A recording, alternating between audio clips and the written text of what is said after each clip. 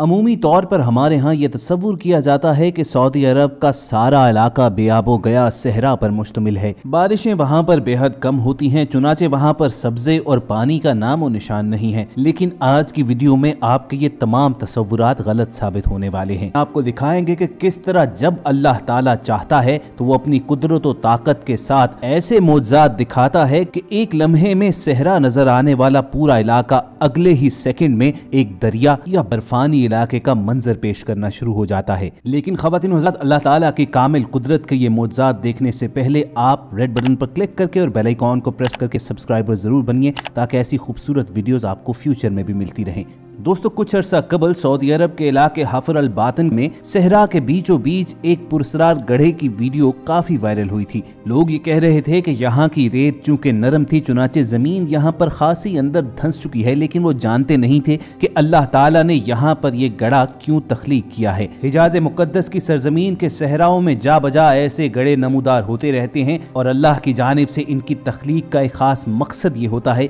कि जब भी यहाँ पर मूसलाधार बारिशें बरसती हैं तो जल थल एक हो जाता है। उस वक्त सहरा में बनने वाले ये गड्ढे बारिश के पानी को अपने अंदर जज्ब करते रहते हैं और बारिश का वो पानी जो अमूमी सूरत हाल में यूं ही जाया चला जाता है, इन गड्ढों की वजह से हजारों गैलन पानी जेर जमीन स्टोर होता जाता है और जेर जमीन पानी का लेवल भी बरकरार रहता है। चुनाचे खुश्क मौसम के दौरान जब इन सहराई इलाकों में पानी की तलाश के लिए खुदाई की जाती है तो पानी मयसर होता है। ख़वातीन हज़रात, इन इलाकों में जब बारिशें होती हैं तो फिर क्या मंजर सामने आता है, जरा इस वीडियो में भी देखिए कि दूर दूर तक सब्जे का नामो निशान नजर नहीं आ रहा। चंद सूखी झाड़ियां यहाँ पर उगी हुई हैं, लेकिन अल्लाह ताला की कुदरत से बारिश के बाद एक चट्टान से किस कदर तेज रफ्तारी के साथ पानी निकल रहा है और वसी सहराई इलाके में फैलता चला जा रहा है। बिलाशुबा कुदरत के ये वो राज, वो करिश्मे हैं कि जो अल्लाह ताला की जात ही जानती है। बेशक ये अल्लाह ताला ही का काम है कि वो इन सहराई इलाकों में फितरत का वो तवाजुन बरकरार रखता है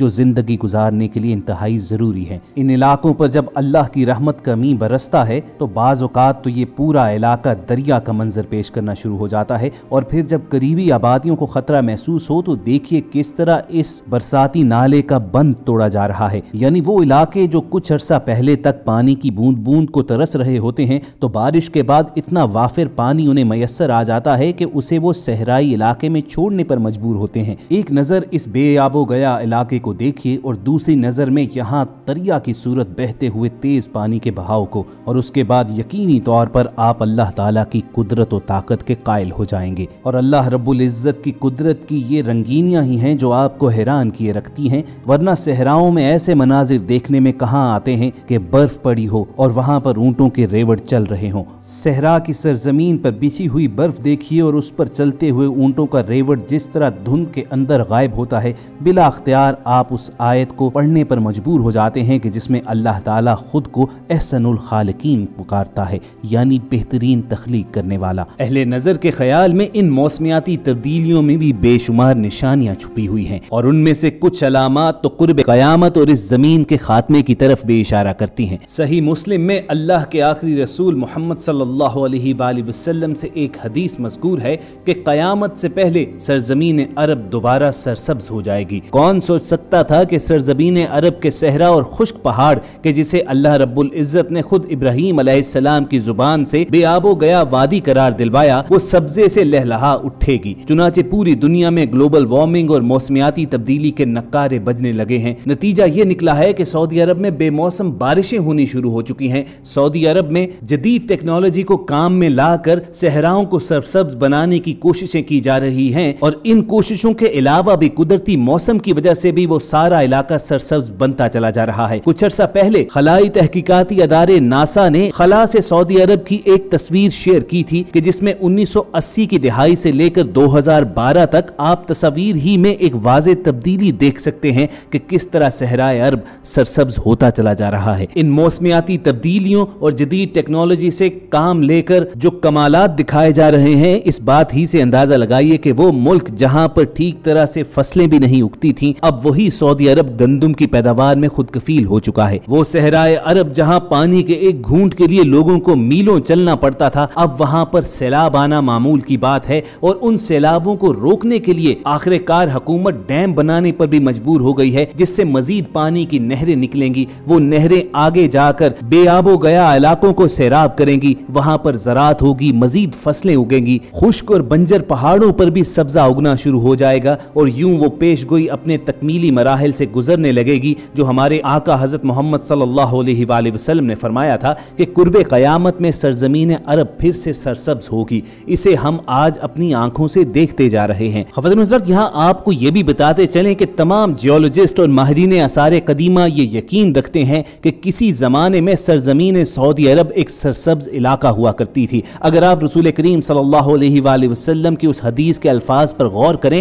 تو آپ صلی اللہ علیہ وآلہ وسلم نے فرمایا کہ قیامت سے قبل سرزمین عرب پھر سے سرسبز ہو جائے گی، یعنی یہاں پر پھر سے کے الفاظ پر غور کرنا چاہیے کہ جن میں اس بات کا اشارہ ملتا ہے کہ زمانہ قدیم میں کبھی یہ علاقہ پانی سے بھرپور اور سرسبز ہوا کرتا تھا۔ 2014 میں آکسفورڈ یونیورسٹی کی زیر قیادت ایک ٹیم نے سعودی عرب کے صحراؤں کی تہہ میں ایک حیران کن دریافت کی تھی۔ محققین نے ہاتھیوں کی ایک قدیم نسل کا تقریباً 3.25 لاکھ سال پرانا ہاتھی دانت دریافت کیا تھا، اور ماہرین آثار قدیمہ کا کہنا تھا کہ یہ اس بات کا روشن ثبوت ہے کہ ایک دور میں یہاں پر دیو ہیکل جاندار زرخیز زمینوں میں گھوما کرتے تھے، کیونکہ صحرا جیسی زمینوں پر ہاتھیوں کا ہونا ناممکنات میں سے ہے۔ النفود صحرا کی سطح کو کھرچنے سے بین الاقوامی ماہرین آثار قدیمہ نے ایک سرسبز اور نم اراضی کے شواہد اکٹھے کیے تھے جہاں بڑے بڑے جانور لاکھوں سال پہلے گھومتے اور خوراک حاصل کیا کرتے تھے۔ اس منصوبے کے رہنما پروفیسر مائک پیٹر کا کہنا ہے کہ سیٹلائٹ ٹیکنالوجی کا استعمال کرتے ہوئے ہم نے معلوم کیا